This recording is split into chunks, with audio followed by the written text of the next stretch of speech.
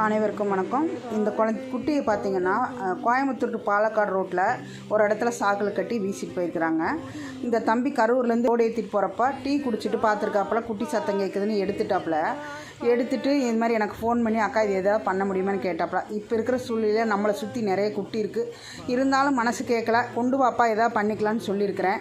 அதோட தாயோட நிலைமை யோசிச்சு பாருங்கள். பால் கொடுக்குற குட்டிகள் இப்படி பிரித்து கொண்டு வந்து விட்டுருக்கீங்களே, உங்களுக்கெல்லாம் மனசாட்சி தான் இருக்கா இல்லையா?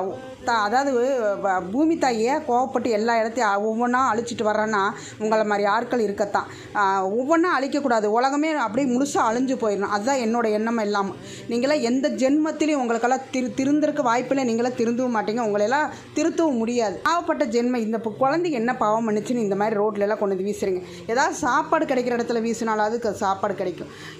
என்ன சொல்லி உங்களால் என்ன சொன்னாலும் திருத்தவும் முடியாது, திருந்தவும் மாட்டீங்க. உலகம் இப்படித்தான்.